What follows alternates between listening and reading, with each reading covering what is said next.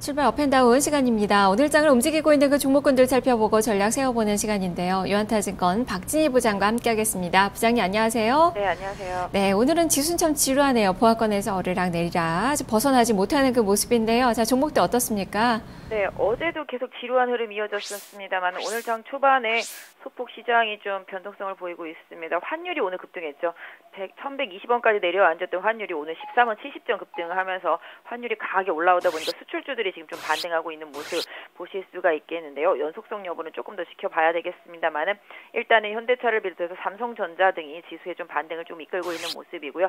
어제에 이어서 오늘도 보험주들 소폭 상승하는 흐름 보실 수가 있겠습니다. 오늘 시장의 가장 큰 특징은 IT 부품 섹터 쪽의 반등입니다. 오늘 삼성전자 반등과 함께 삼성전기, 아모텍, 파트론 같은 종목들, 그 다음에 크루셜텍도 소폭 반등하고 있고요. 오늘 위닉스 같은 종목들도 좀 많이 반등하고 한솔테크닉스, 업트론텍 등, 그 다음에 서울반도체 등에서 IT 섹터 쪽에서 좀 반등이 눈에 띈다라는 점이 오늘 시장의 좀 특징이라고 보면 좋을 것 같고요. 전체적으로 유가의 하락에 맞춰서 오늘 원자재 관련 섹터들 다 좋지 못합니다. 오늘 포스코 하락폭 있고요. 현대제철, 고려아연 등도 약세 이어지고 있는 모습입니다. 오늘 정유주 섹터, SOL, SK이노베이션, GS 모두 하락 중이고요. 전체적으로 봤을 때 2차전지 쪽에서는 삼성 SDI 정도 강세 보여주고 있는 모습, 후성도 좀 강세를 보여주고 있네요. 그래서 전반적으로는 지금 그동안 좀 많이 빠졌었던 종목들 중에서 IT 부품 섹터주들이 좀 반등하고 그다음에 핀테크 섹터 일부가 좀 반등하는 모습 있습니다만 전체적으로 정유화학, 원자재 등 민감주 섹터주들이 좀 약한 점, 환율에 반응하는 IT 섹터와 자동차 섹터가 소폭 반등한다는 점이 아마 지금 현재 시장의 가장 큰 특징이지 않을까 싶습니다. 네, 자 그럼 오르는 종목부터 보도록 하겠습니다. 자, 오늘 강조를 해주셨던 IT 부품주들의 반등 아주 강하게 치솟고 있습니다. 지금 아모텍이 한 6%가량 오르고요. 옵트론텍도 5%대 상승, 유프렉스가 5% 오르고 파트론과 RF텍이 나란히 2에서 3% 정도 상승, 인탑스나 KS 바텍도 강세가 나타나고 있는데요. 자, 이쪽 어떻게 매수의 관점으로 괜찮겠습니까? 네, 일단 지금은 보유하신 분들의 영역이지 않을까 싶습니다. 개인적으로 지금 시장 상당히 좀 어려운 시장이라고 생각을 하고 있고요. 요새 시장에 나한테 너무 잘 맞아라고 생각하시는 분들이라면은 정말 매매의 귀신이 아닐까라고 생각을 하고 있습니다. 아모텍만 차트 보더라도 음봉 계속 때리면서 어제 21선 이탈하면서 급락이 나왔었는데 오늘 바로 급반전하면서 21선 위로 올려놓는데 이거를 보면서 매매할 수는 정말 없는 그런 상황이죠. 그래서 갖고 계신 분들은 어떻게 해서라든지 갖고 계실 수 있을 이유가 되겠습니다만 신규로 매매하기엔 상당히 좀 어렵지 않을까라는 생각을 하고 있고 그나마 조금 신규로 매매하기에 괜찮다라면 파트론 같은 경우가 어렵게 10,000원대를 계속적으로 돌파하려고 시도하다가 오늘 어렵게 넘어섰기 때문에 10,000원 계속 이탈하지 않는다라면 파트론은 좀 계속 긍정적으로 좀 보실 필요가 있지 않을까 싶고요.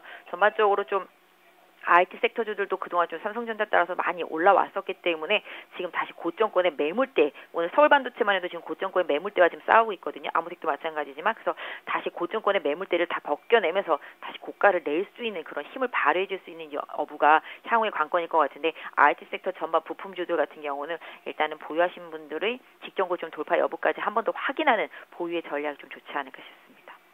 자, 그리고 이 카카오 좀 보죠. 그동안 한 달 사이 주가는 25%가량은 좀 하락을 한 것 같아요. 주가가 좀 많이 밀렸었는데 지금 어제 반등세가 소폭이지만 나왔고 오늘 장대 양봉을 또 차트상으로는 냅니다. 5일선 회복을 하려는 시도가 나오고 있는데요.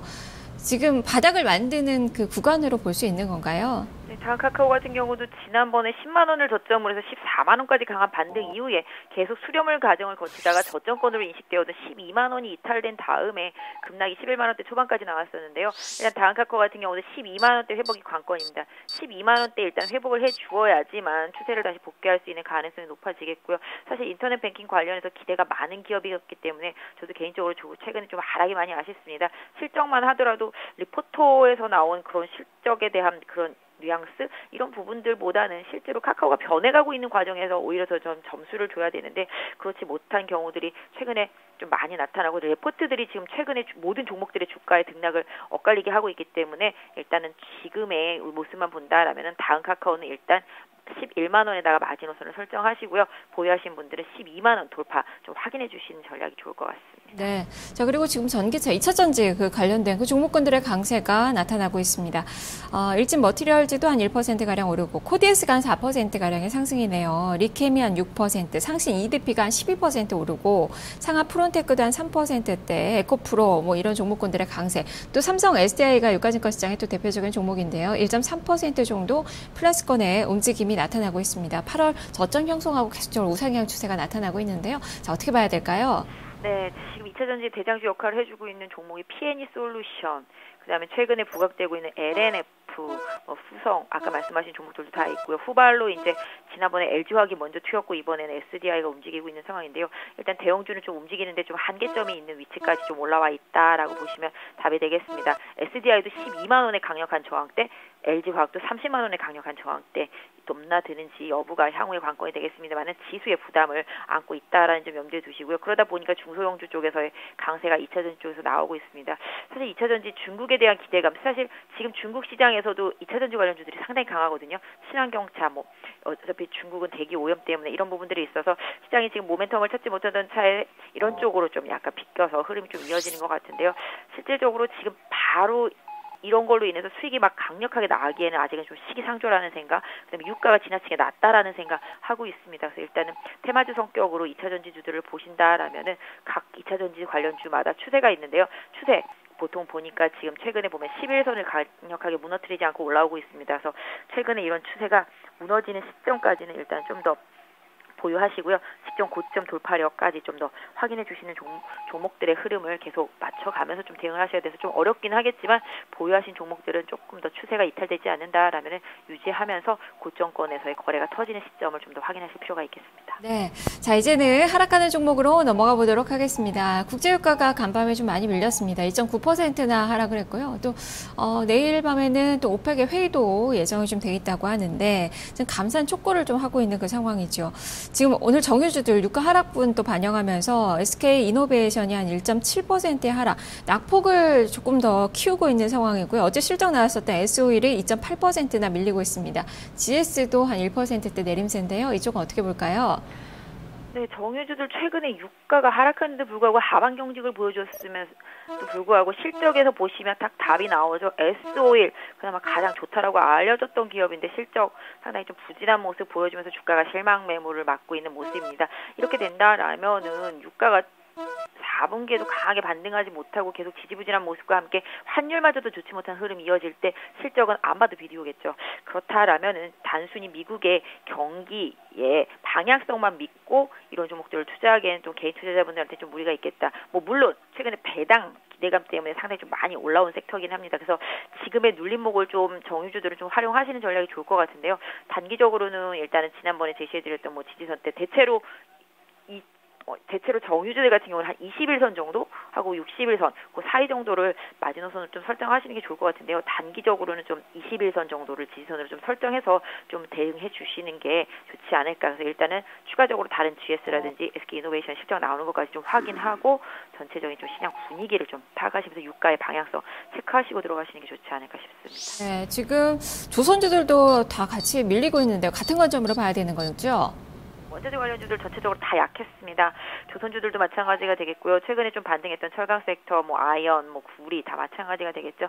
전반적으로 내년에도 전망이 상당히 좋지 못하다라는 그런 이슈들 때문에 좀 물량들이 좀 나오고 있습니다. 그래서 원자재 관련 섹터들은 지금 일정 부분 좀 그동안 단기 반등에 따른 눌림목 조금 더 확인하시는 투자 전략이 좋지 않을까 싶네요. 네. 자, 그리고 오늘 특징주 두산엔진 지금 13% 급락이 나오고 있습니다. 대우조선해양 쪽에서 지분 매각 추진한다는 그 소식이 부정적으로 작용을 하고 있는데요. 거래량도 크게 오늘 또 실리고 있습니다. 이 종목 어떻게 볼까요? 사실 최근에는 가장 시장의 트렌드가 M&A 관련주들입니다. 중국에서 좀 투자 받았다 그러면 그냥 바로 상한가, 중국에 팔릴 것 같다 그럼 바로 상한가, 이런 식으로 개별주들을 움직이고 있는데요. 두산엔진 같은 경우 사실 우리나라 국내 조선사들이 지분을 좀 많이 갖고 있습니다. 삼성중공업도 가지고 있고요. 마찬가지로 아까 말씀드린 대우조선도 가지고 있는데요. 어렵다 보니까 지분을 팔아서 뭐 돈을 써야 되겠죠. 그러다 보니까 두산엔진의 그런 부담이 주가에 많이 작용을 하면서 급락을 하고 있는 모습입니다.